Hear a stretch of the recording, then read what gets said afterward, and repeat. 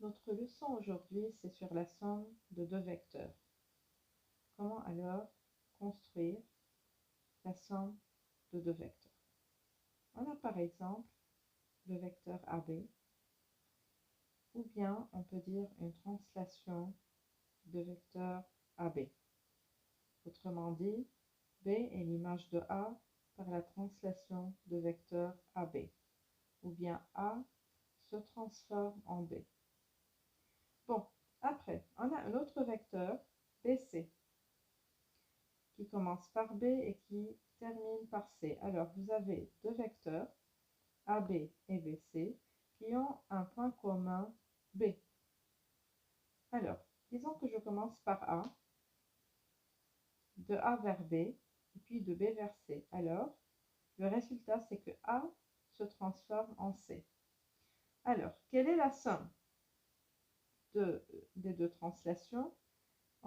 C'est le vecteur AC. C'est la translation de vecteur AC. Alors, AB plus BC est égal au vecteur AC.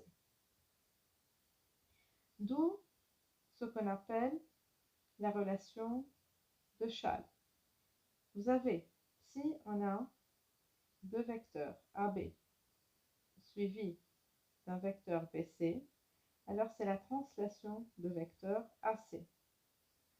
Autrement dit, on appelle la relation de Schall, c'est la relation qui, quel que soit le point B du plan, on a AC est la somme des vecteurs AB et BC. Dans une égalité, on peut écrire alors que le vecteur AC est égal au vecteur AB plus vecteur BC. Et c'est ce qu'on appelle alors la relation de Schall.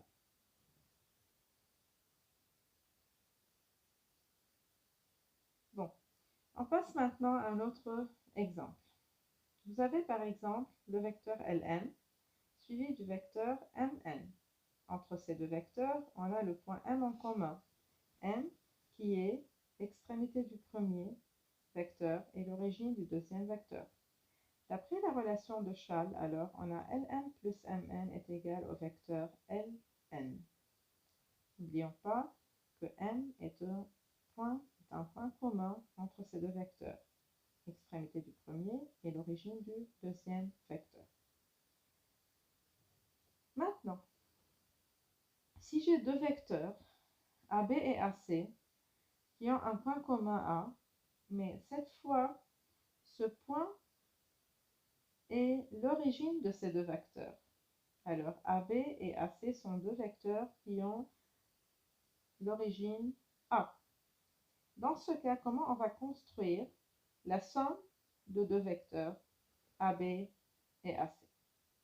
On va compléter le parallélogramme formé par ces deux vecteurs. Ou bien, on va construire le vecteur BD qui est égal à AC et qui commence par B. Alors, on aura AB plus BD est égal au vecteur AD d'après la relation de Schall. Et AB plus BD est égal à AB plus AC.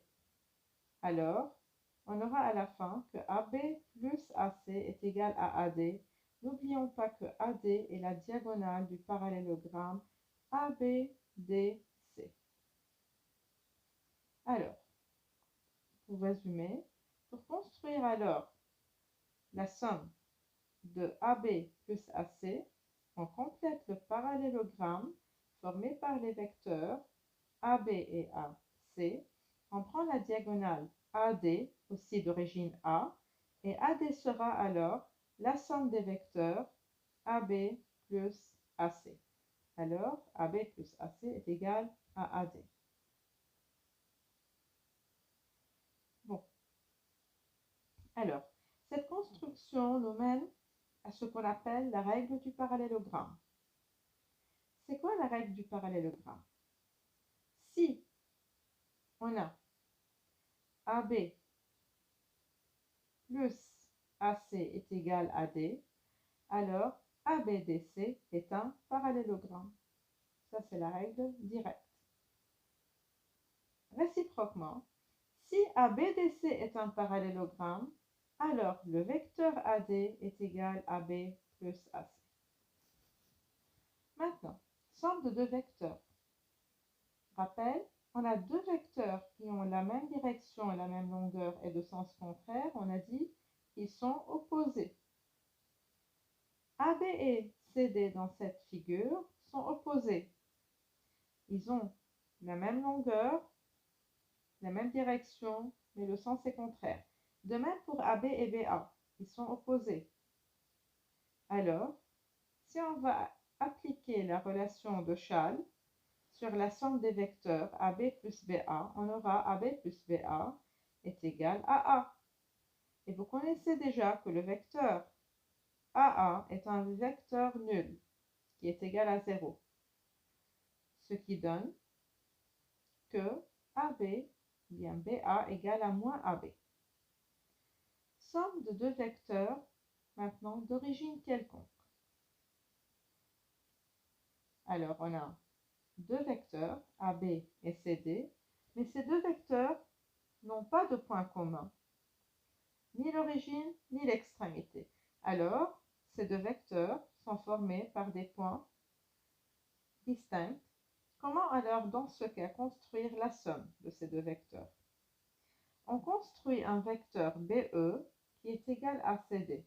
Alors, on a le vecteur AB, on le garde, et puis de B, on fait un vecteur qui est égal au vecteur CD.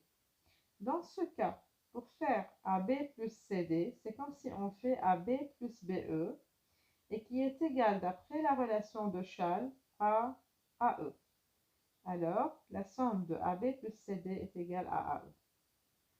On fait la même chose pour EF et GH. Si on va construire alors la somme de ces deux vecteurs, je commence par EF et puis je fais de F un vecteur égal à GH, qui est par exemple FI. Donc, EF plus GH, c'est égal à EF plus FI. Et d'après la relation de Schall, c'est égal au vecteur EI. Et voilà. Le vecteur EI est la somme de ces deux vecteurs.